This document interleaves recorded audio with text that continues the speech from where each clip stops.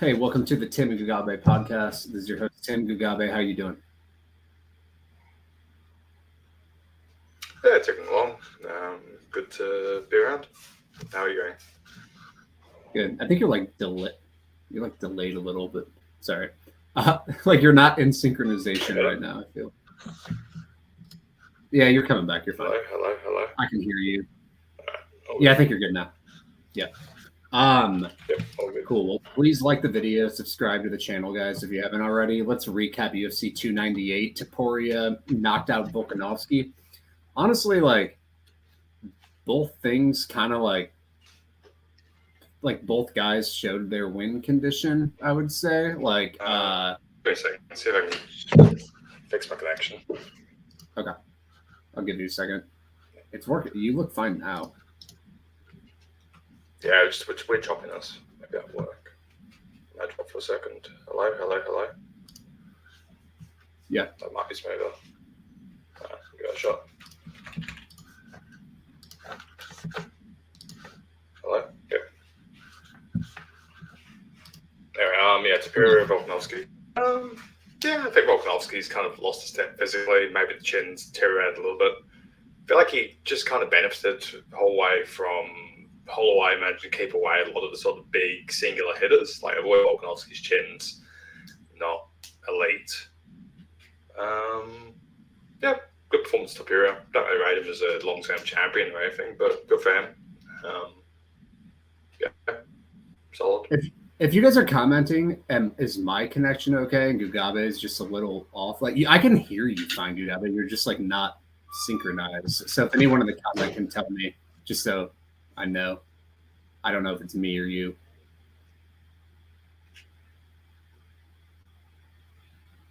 We'll give him a second to come back. But if anyone can in the comments can let me know. Okay.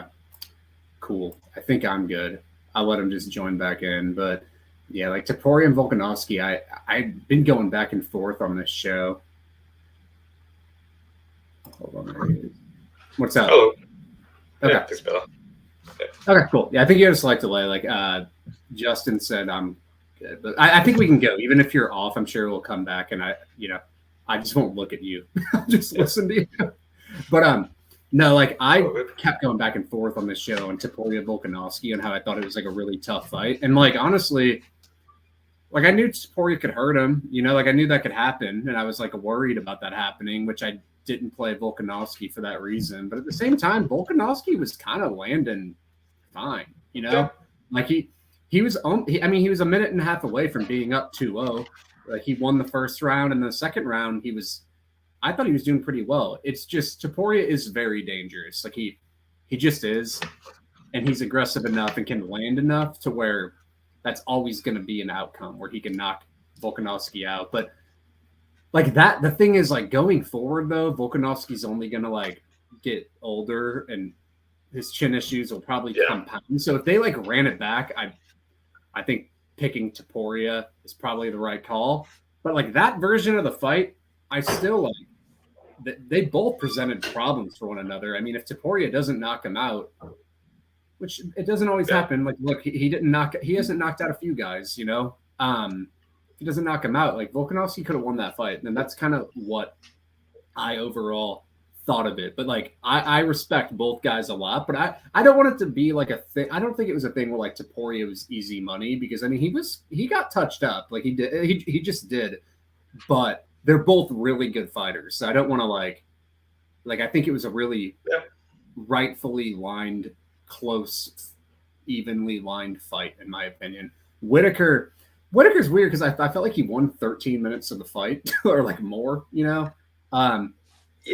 but Costa kind of did that. Like Costa got lulled into that Whittaker sort of fear sort of state, and like I just think I came away from that fight just sort of downgrading both of them. I think Whittaker's kind of past his best, and I think Costa's just what was Costa's best. Like Costa just doesn't like Costa made his first like run of pure ridiculous aggression, and just doesn't seem to even have that anymore. So it's just Costa's okay, and Whittaker is also okay. It's your middleweight. There's not really that many people coming up who I'd like take as a fade, who'd be able to present as a Whittaker fade, but like. I just think that his style's always been a bit marginal, and he's okay. On the Toria Volkanovski, I took Volkanovski plus 140 after. I took Volkanovski plus 140 after round 1, and I was just like, I think that was a fine entry. Like Volkanovski ended up winning the first round on that card. Toria looks solid, but again, like some of the social media reactions are like, we saw Shogun v Jones or something. It's like, no, we didn't. Like, he's fine. Yeah. He's a good fighter. Like he's a good fighter. I think like I've played him. I never played against him. Like I like him a lot. But I think like what happened, I mean he was losing the fight. Like he was almost down 2 rounds. Like he wasn't getting blown out, and he was in it, and he's always alive. But I think like, and I was very 50-50 on the fight. Like I didn't have strong opinions, and like my opinion right now is like either guy could have won that version. But going forward, like Volkanovski's only going to get older and more chinny, and that was a bad knock. So like I gotta pick Toria in a rerun. But I also think like it wasn't like he went out there and it was easy for him. Like, Volkanovski was touching. Whittaker, Costa, I don't really, it was just whatever. Gary kind of, if Neil would have extended combinations more up against the cage, I feel like he could have like landed. And like Toria did that on Volkanovski. He even talked about in the post fight, like the importance of extending those combinations. And I feel like you need to do that against like outside guys like Volkanovski and Gary. And, I think he could have done that. I do think Gary won the fight, though. Like, he had a clean 3rd round, and the other 2 rounds were, like giving Neil both of them. I don't know. You could feasibly give Neil 2-1 card, but I also think, like, Gary 3-0 is probably better than Neil 2-1. But it was kind of a whatever fight. Merab's ridiculous. Merab's ridiculous. Merab's the greatest specimen in the UFC history. Like, there's just legit, the wrestling Olympian just being like, this is bullshit. Like, what more do you need to see? Like, again, Merab's not the most technical guy, and it's not like you can take somebody off the street and say, copy how Merab Dvalishvili fights. Like, you'll win all your fights, because most people do not physically do that. But Merab has that, and that wins fights. That was a ridiculous performance, because and imagine if that was 5 rounds, like how bad that would have gotten like worse and worse. He is a buzzsaw in 5 rounds, like, because I mean we saw versus Jan, and then honestly I thought in a 3-rounder against Cejudo, that's like one of the toughest fights from Moreno, and I kind of think it proved out that way for a bit. Like Cejudo was but eventually people break, and he started breaking at like the 7-minute mark. It's like you got a round or so to compete with Merab maybe, and then you're fucked. And the way he was just easily getting a single leg and just pummeling him and throwing him down was insane. And it's hilarious. I've been talking about this forever, about how Merab's like a really underrated striker. And then everyone was saying Cejudo was like a better striker going in this fight. I know he landed something clean early, but other than that, like Merab outstruck him again. Like he outstrikes every fighter. And then people were like, he can't strike. I'm like, what the fuck are you talking about? And then he only got landed on 13 head strikes in this fight. But he's enough. I know like his striking is aided with the takedown threat and the pace and everything, but like he can be at range and he's not in trouble, like he's fine. Yeah. That makes sense. Like, yeah, again, in terms of defensive, he still has issues, but if he just does all the things, there's not much you can do about it. Yeah. I mean, O'Malley's going to have to knock him out, which honestly, O'Malley is the best shot to knock him out of maybe anyone in the division, but it's like he's still got to knock him out. Who's in the division? I feel like Yadong probably. I'd give Yadong a better shot than I would Malley. Just I feel like Yadong can physically fuck with him for a bit. Well, Malley, I just feel like one decent takedown, that's it. But yeah, I agree. Like Malley's got a shot, but Merab should be like. I got like plus 250 on Merab to be champion at the end of the year, start of this year, and I was just like, that's insane. Like, yeah, assuming he gets a title shot, he's minus 300 against anybody in the 5-rounder. Yeah, I was pretty big on Hernandez, and the fight, like, it's nice when you get like a fight right and it generally plays out, but this was like minute by minute. I thought like around that 4, I thought Kopylov was going to everyone thought like a lot of people just thought he wasn't going to be able to stop a takedown. I was like, no, I think he's going to for a bit. It was really the cardio would kick in.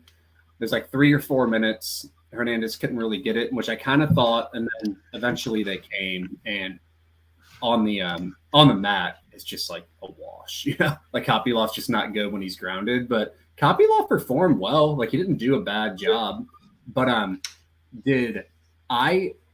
No, it wasn't this one. I think you did, which is like totally the right call. I wasn't like ready for it. I was hanging out with like my girlfriend and stuff, so I wasn't really like doing that. But I just had a bunch of pre-fight on him, so plus he's plus money between rounds. I don't which, I feel which like is insane. Like after a round, I was like, this fight's over. Did he even lose? Did he even lose the first round? No, he won. Really close. The first round, like I was very happy with because I was like, he might have won it, and he got 2 of the 3 cards. I personally scored it for him because the thing is, he was landing good. Like he was landing. He got 2 cards. What's up? Yeah, he got the first round on 2 cards. So because I was like watching it, I was like, Hernandez has an argument for this round, so like that's insane. Yeah, I thought he won it. I thought it was. I mean, it was close, but I thought he won it, and I was like, that's perfect because I was expecting.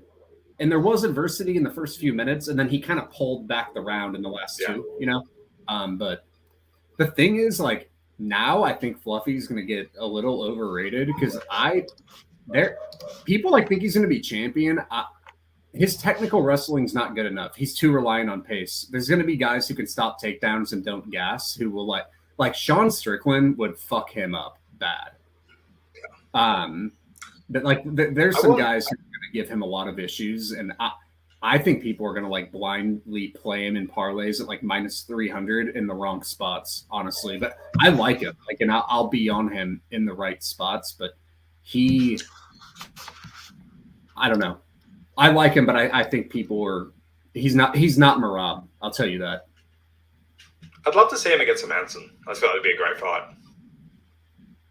I think Hermanson would give him issues. I don't have, let's say, a strong money line take on that fight, but I just feel like it'd be incredibly high-paced grappling. Like, Hermanson's not quite as driven as Hernandez, but he's a similar level of cardio. Like, Hermanson's cardio is stupid. Hermanson's a better technical wrestler than him. Like, Hernandez isn't a very good technical wrestler. Like, he's just not. He's really relying on the cage. In open space, he can't. Yeah, he relies on the cage, and then he starts going for like ankles and clasping his hands on like a double leg. That's pretty much what he does. But his pace is amazing. So it's like he's going to beat 80% of the division with that. I agree. Like he could beat like some bump like Imavov or something, or like Bledsoe would be funny. Bledsoe Hernandez. I would say like Hernandez versus most of the top 10 would be like funny out. Would be like I don't say favor him, but I'm happy to watch those fights. Like Bledsoe, Imavov, Madsen. Even like Hernandez Chimaev would be hilarious. Like, he'd probably lose it because Chimaev would just fuck him up in the first round, like, at will. But, like, it would be a very funny fight. Yeah. Lemos Dern, it's hilarious because I feel like Dern is like the side in that fight, but she didn't attempt to take down and got the shit kicked out of her. And then, like, when she went for takedowns, or even if she's pulled guard, she'd like auto get a dominant position. I'm like, she's kind of an idiot. The thing is, I did think Lemos won that fight, though. I didn't agree with like Dirt because, like, I would favor.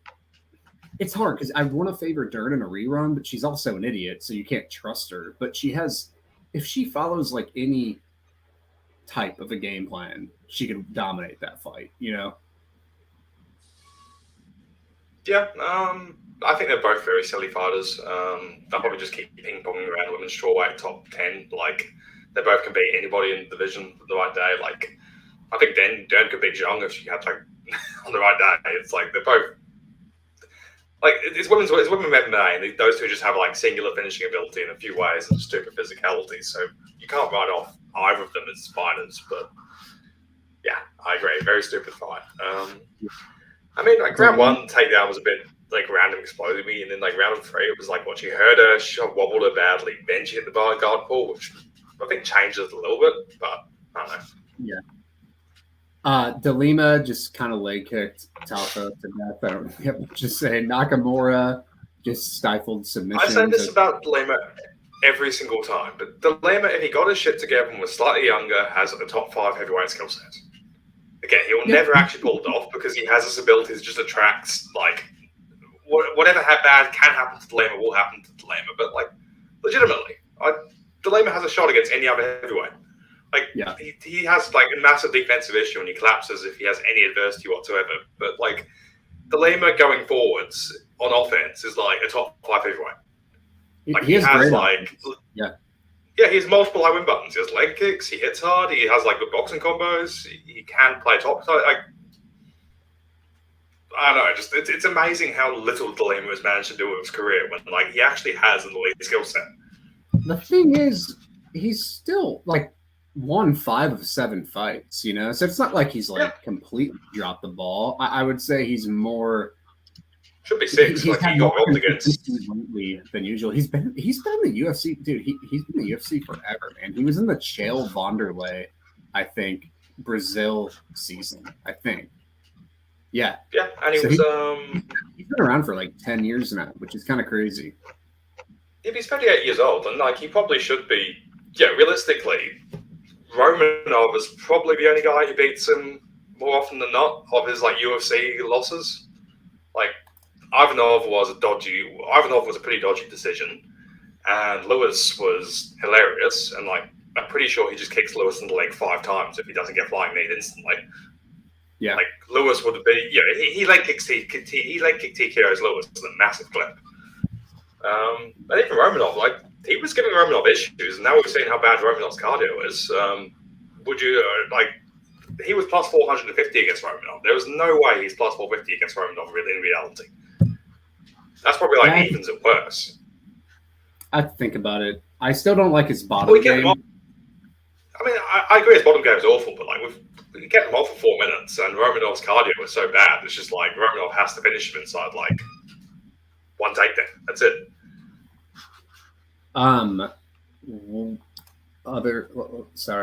Next one, Zhang or Nakamura just stifled there. I don't have anything to say about that. Zhang knocked out Ribeiro, whatever. Barlow looked all right. I think he's got limitations, but yeah, he's fine. Sort of multi-weight body. I had the over 1.5. That was fine. Barlow's a fine big hitter, but I think like this serious pace defense and grappling defense kind of questions. But I don't know. Yeah, you don't need those skills at welterweight. I watched the first round of Elliott Woodburn. What happened in the last 2? Did he just out-grapple him? Yeah, Woodburn just kind of ran out of karate, and Elliott just kind of didn't finish for 10 minutes. It was amazing. Elliott was just getting dominant grappling positions, and Woodburn has no neck, and like Elliott was just trying like a shitty rear naked choke for 8 minutes. Yeah, it was a disgrace. How did Maverick Andrea Lee? Yeah, I didn't watch that. Have it anymore. She's physically gone. To be frank, like it was competitive standing. Like it was competitive standing, but like Maverick just has a body, and Lee just. Yeah, Lee just seems to have gone. Lee's just gone off a cliff. Like, yeah, Lee's still a fine, skilled fighter. She just doesn't have physicality anymore. Yeah. Okay. Well, let's go into Moreno and Royval. We can go to the main event. You want to talk about this one first? I think this fight is kind of like Moreno is capable of making this fight a coin flip. He's also capable of minus 1,000ing him. Moreno generally has that capability though, because Moreno is an idiot. Gun to my head, I'd probably take Royval just because I think there's a good chance Moreno decides to make it as difficult as possible upon himself. But like, I think Moreno is durable enough and cardio enough and could just control grapple and should win. That's pretty much my take. Royval after like Royval Pantoja, it's hard to take Royval particularly seriously because like he got controlled so easily. But if Moreno deciding to give him a striking fight is realistic enough. I don't think that I'd want to play Moreno minus 250 because he could just decide not to grapple. I don't know. Moreno has like cheat code athleticism, just no brain. Yeah, the issue is like, if they strike, of course, like any guy could win, but it's like Moreno has an I win button and Royval does not. Like Moreno could just, Royval defense takedowns at 40%. Moreno landed 2 the first fight. Pantoja just landed 8, and it's like if Royval doesn't finish Moreno and it goes 5 rounds, Moreno will probably strike competitively and land more takedowns, get more control. So so the line's fine. Like I think their line's reasonable. I'm not playing minus 260, but I think the takedown upside alone and the control upside alone is like Moreno fave, right?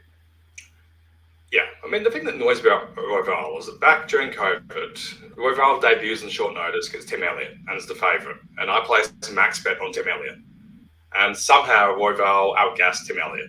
And that makes no sense compared to anything else Royval has ever done. Like, it just sits there as this one moment of Royval. Like, if someone gave you plus 150 on Elliott against Royval tomorrow, you'd probably take Elliott without watching the first fight. Yeah, I'd have to think about it. Yeah, just because of takedown. Why would you think about that? Like, you saw Pantoja. Like, how could you watch the Pantoja fight and say, I would not take Tim Elliott against this man? It's just like, I mean, Tagir's like a minus 300 versus Royval. Yeah. Tagir's good. Again, like, I got Tagir's good.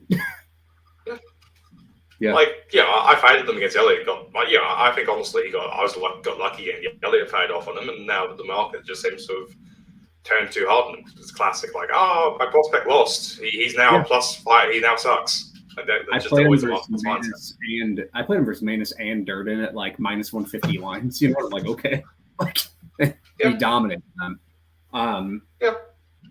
Yair and Ortega. I'm not really sure why this fight's happening. Brian Ortega is still ranked in the top 5, and I don't think he's like won a fight for like. When's the last time he won a fight? Korean Zombie, like 2021 or something. That might have been even longer ago. Definitely Korean Zombie. 2020 versus Korean Zombie is the last time he won a fight. That is fucking nuts. I mean, he's gone through like college since the last time Ortega won a fight. I mean, I watched the last fight between these two, and I kind of think Ortega has to pick a side. Like, Yair wasn't really shutting down grappling at all, and Yair has a massive vulnerability to grappling. Like, before Ortega's arm broke, I think he was doing fine. I don't get why Yair is a favourite here. Like, I think that like he won by a banana peel first time, and I don't think that's particularly replicable. And Yair just is not very good at MMA. Like, there's just not many UFC top 20 featherweights I'd make Yair minus 190 against, because Yair has such like stark and obvious limitations.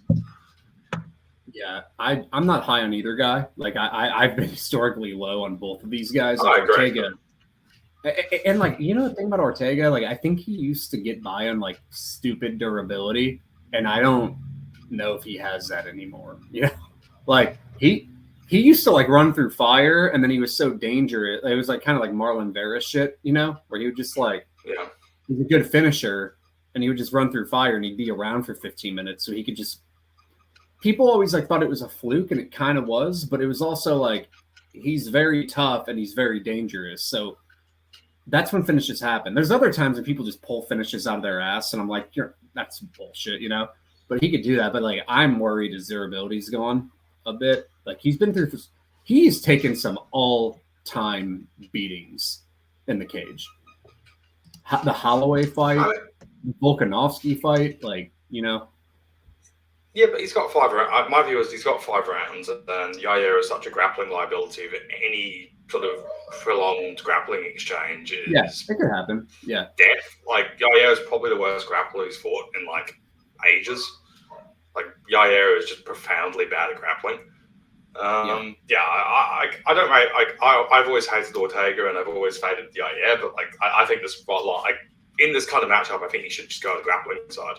Like, I think this, MMA has kind of shown as a sport that if there is a binary matchup, the grappling side is usually the side, because less has to go right. Yeah, and like we watched the first fight, and I think Ortega's just not a very good. The only issue is like Ortega's just not a very good striker and a very good wrestler, so it's like he can't always get there. But they're both like bad enough to where I don't want like minus 190 on anyone, But like, I don't know. This is too high variance of a fight for me to get involved. I mean, I agree. I just think if anybody's a favourite, it should be Ortega. Like I think that like the first time this fight was booked, Ortega was like the line was flipped, and then he wins by just complete random injury. So I think the market was fine the first time. Yeah, I don't have much to say about the fight. The fact that Ortega is ranked 4th and he hasn't won for 4 years is 3.5, but that's fucking crazy. Zel-Huber and Prado. I think Zel-Huber is like the rightful favorite. He more striking volume. He seems to have enough defensive wrestling to where he can stop any wrestling from Prado. Prado's like won every fight he's ever won in the first round, and I didn't like his performance against Malarkey. You know, like he kind of got out of class. So Zel-Huber looks like the better overall 15-minute fighter, but it's still weird that Zel-Huber fight versus Ogden was so bad. Where but he like some of his other performances have been pretty good, but that Ogden one, I don't know. That was like kind of bad. Prado is like young enough bull to where he can maybe land something, but Zel-Huber seems pretty tough. Do you agree with the line, or are you taking a shot on the dog? Zel-Huber should win by cardio. I think I'd much rather get Zel-Huber plus 100 after a round than try to take it. Like I think Prado is a very physical athlete for his round. Like he is fucking fast. Even against Malarkey, like Malarkey had real issues with him in the first round. Ben just starts hitting takedowns and just wins off. And like I don't think Zel-Huber's going to do that.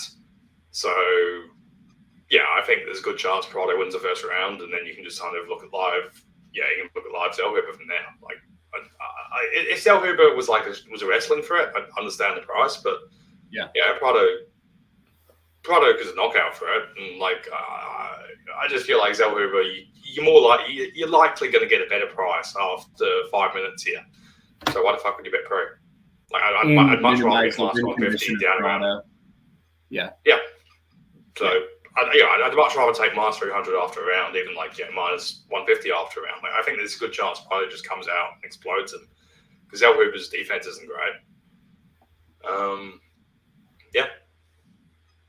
Rosas and Turcios, I've really watched the grappling exchanges here. Like, Rosas is too big of a favorite here. Like, I did pick him to win. I picked him to win because like the takedowns are going to be there. Like he's going to take him down.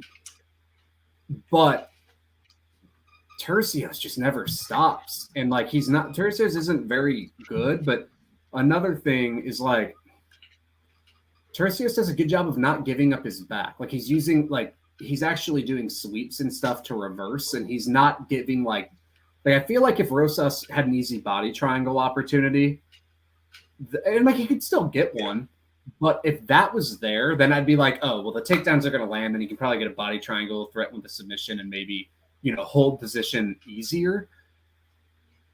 And maybe he still finds it, but Turcios does a good job of not doing that, and I feel like that can just allow Turcios to be on his back, landing shit, scrambling up. He could get clipped. Turcios does get hurt every now and then, but like on the feet, I mean, Rosas isn't very good. And he gassed really hard against Christian Rodriguez.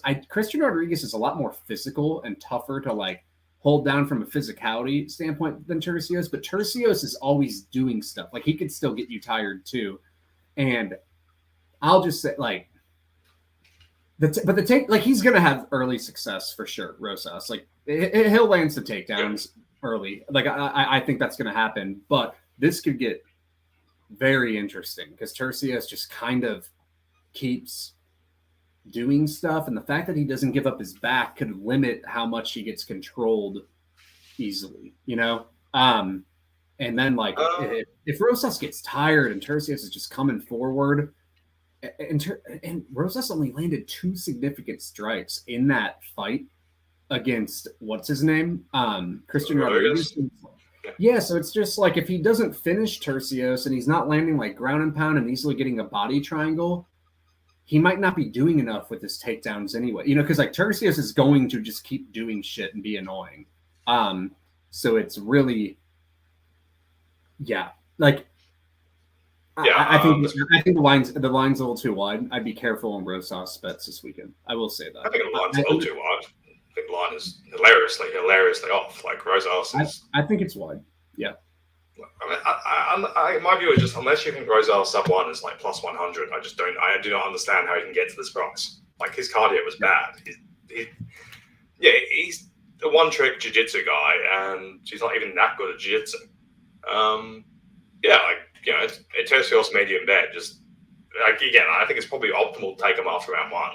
But like you look at the over/under, and the under 2.5 is minus 105, and Rosas is minus 300. How do those two numbers make sense?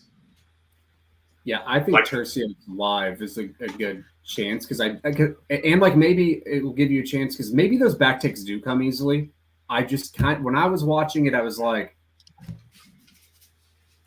Turcios kind of does a good job of not really giving that, but Rosas is a better back taker than these other guys. Like Rosas isn't very good, but he's a good back taker. That's like what he does. You know, it's like a Grant Dawson shit. I mean, I agree, but it's just like Rosas' cardio is such a liability. He just isn't. Oh, athletic. I know. He just isn't like unless you think that he's getting the back take instantly and hitting his side. I think it's like Herbert Burns kind of shit at this point. Like Rosas is just not very good. Like he just not like some jiu-jitsu converts. You look at them and you're like, all right, that guy's a freak athlete, and like he's raw, but you can see something. But Rosas doesn't seem to be any sort of specimen, and like.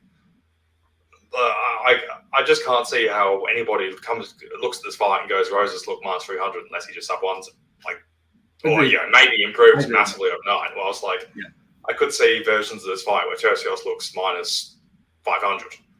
Like if Rosas just gets stuffed twice and then just Turcios just eats him, like, are you shocked?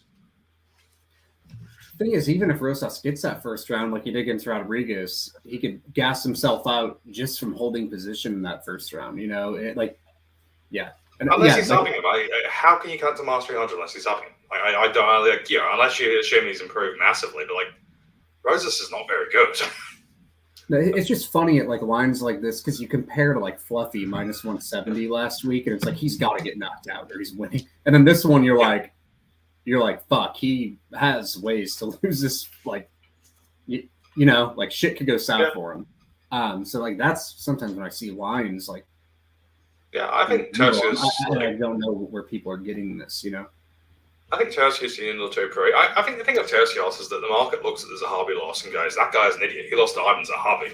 Ivan Zahabi sucks. And it's like, yes, he does, but it's not relevant whatsoever to this particular fight. Like, yes, Turcios getting embarrassed on the back foot. Yeah. Like, don't get me wrong, like that puts a ceiling on him, but that ceiling is totally relevant to this fight. Like, I honestly think if Zahabi versus Turcios never happened, that this would be evens or something. Like, I feel like the market sometimes just kind of does these all power ranking kind of flips where just like you lost to a shit fighter, then they just reprice you without like realizing that there's a significant like rock paper scissors kind of a thing going on. Like, don't get me wrong, Turcios Zahabi was a fucking shit show. Like that was a horrible looking performance, but is Rosas gonna back foot confuse him? Yeah. Zahabi's like a boring fucking neutralizing fighter, like every TriStar guy. Like that's like Turcios, like he turns it into a technical boring fight. Like neutralizers are the most boring fighters ever, but that works really well against Turcios. But that's not what Rosas is gonna do. Rosas is gonna try to grapple him, and Turcios is gonna try to just survive, make him work, and tire him out. And Turcios could just be the favorite in the grappling match for 15 minutes.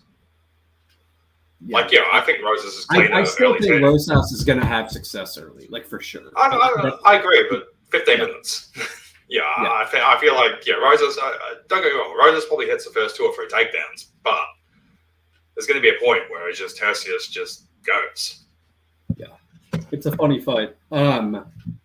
Jasmine and Hughes.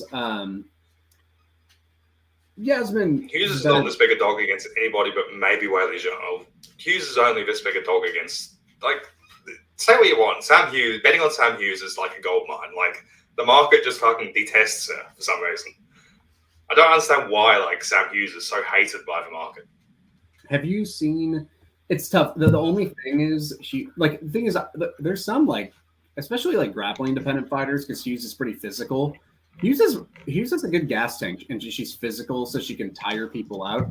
The only thing is, I feel like so many of her fights where she wins, she's reliant on tiring people out.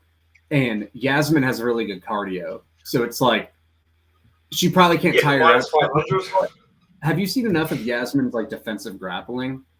It doesn't really exist. Like, there's no type of it. It's very hard. But like, I'm going to take a wild speculative jump and say this random Mexican. It's probably going to be her.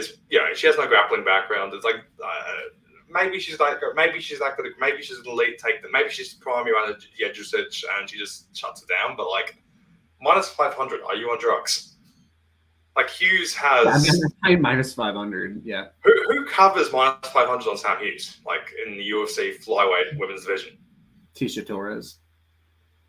Yeah, even that was like short notice. I honestly feel like the current Sam Hughes probably does a bit better against Tisha Torres. Remember we hit Torres KO like plus 500 or something in that, and that was like also like Hughes was a complete unknown, But actually, honestly, like in hindsight, that's actually aged. Like, I mean, don't get me wrong, like Torres KO looks like free money there, but like in hindsight, the rest of Sam Hughes' career, that's actually looks like I wouldn't make. Right.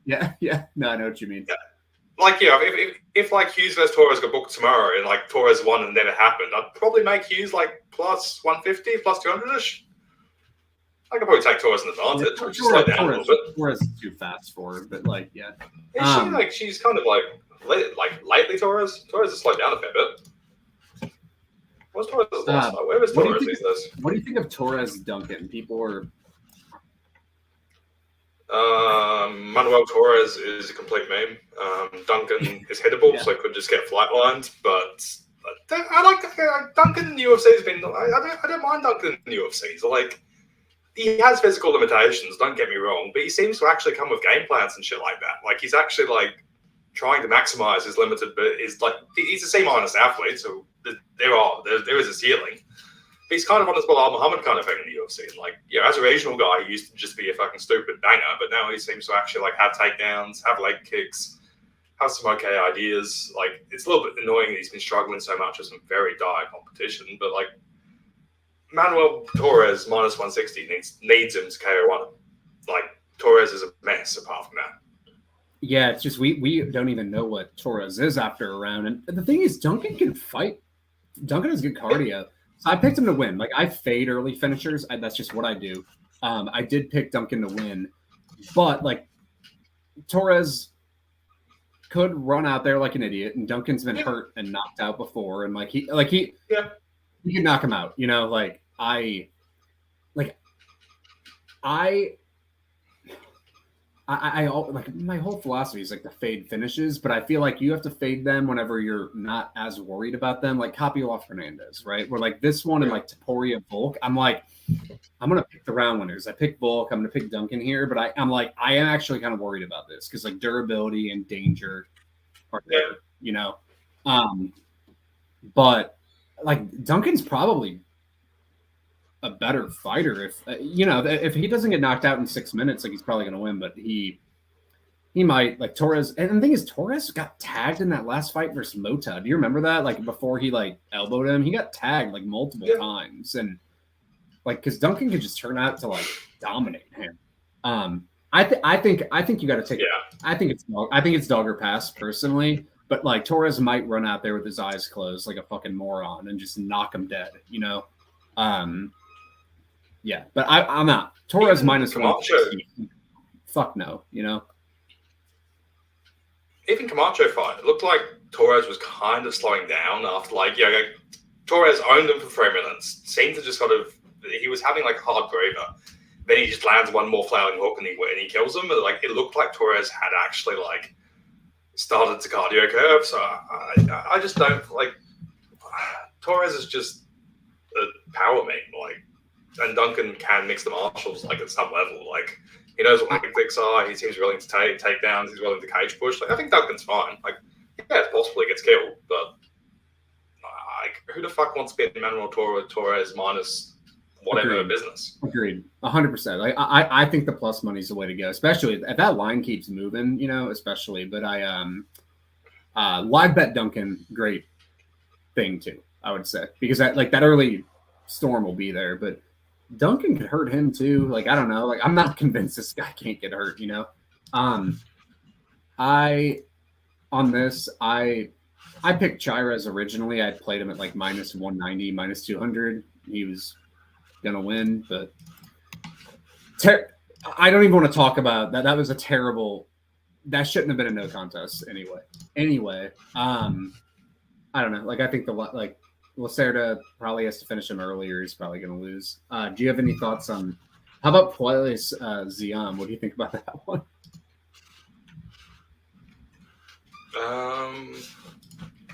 Puelles Ziam. I'm surprised Ziam does a plus because like after Ziam just quit against Hooker. Obviously Ziam's not particularly dangerous, but Hooker landed like 15 strikes and killed him. And like, Puelles was like, I can't get my game going. I'm out of here. And like after you see that, can you really favor the guy to go the distance? Like that was a quit. Like that was pathetic.